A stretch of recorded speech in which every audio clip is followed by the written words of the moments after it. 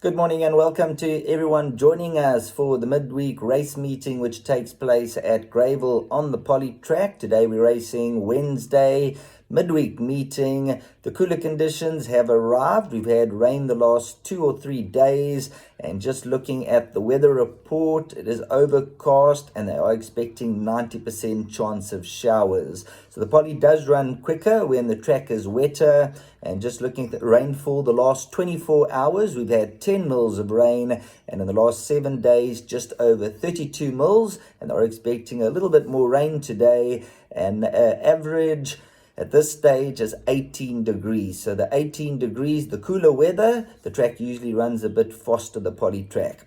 Let me give you a race by race selections, and then we'll give you the value bets on the card. Kicking off in race number 1, we're going to go with number 5, which is Another Day in Africa, to beat numbers 7 and 2. Moon Harvest, and number 2, Lulu the Legend, who is expected to need the first run, but not a strong field, so might be able to pop up. Race number 2, we're going to go with 5, Political Party, to beat numbers 2 and 3, Johnny's Hope and Cherokee Trail. Stepping into race number 3, which is a very competitive race. This is for the fillies and mares. Number 7, Aerial View. I think that could be the horse they have to beat. With number 4, You Deserve It, a likely front runner, a known front runner, and might be able to capitalize with the conditions. And third to number 6, Name of the Game. In race 4, number 5, Thunder Masala is going to be the first selection. Was very unlucky last time out. The slight concern is a horse who takes his time to get going and runs from off the speed.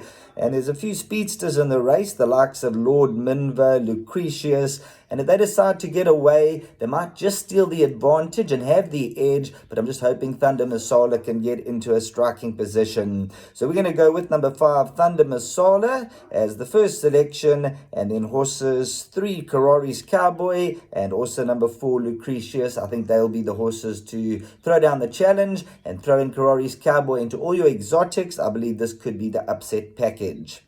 On to race number 5. Now here I'm going with the 2 queens.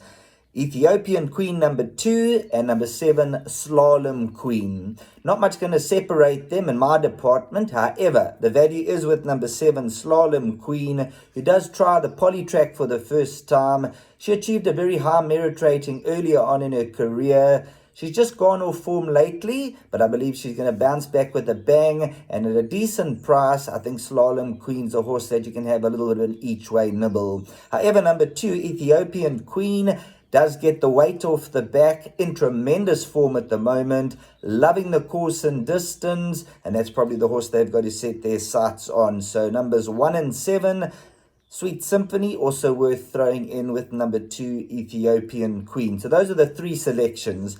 2 Ethiopian Queen, 7 Slalom Queen. We'll go at dead heat, so those will be the top 2. And number 1, Sweet Symphony, that'll be my 3rd selection. On to race number 6. And here throw in a horse called Iron Bark number 8. The blinkers go on, and when you look at the field, it's a wide open looking affair. Number 9, Valiente, is a horse that you've got to include, but Iron Bark at double figures. I believe there's going to be some activity in the betting market, better than the recent form suggests. Then race number 7, number 5, Hooves of Troy. This is one of my value bets on the card at a half decent price, come right down in the ratings.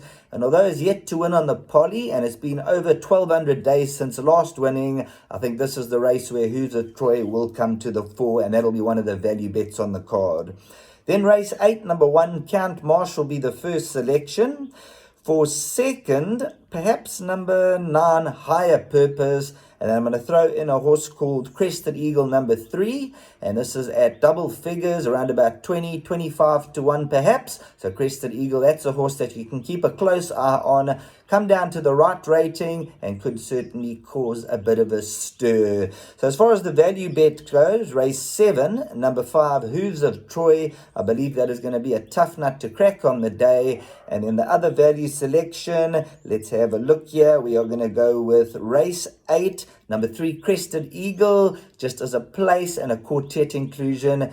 If he does rise to the occasion, the 1400 meters, I'm not sure if he gets the 1400, but definitely worth throwing into all of your bets. On behalf of Marshall's World of Sport, have a wonderful day's racing. Best of luck.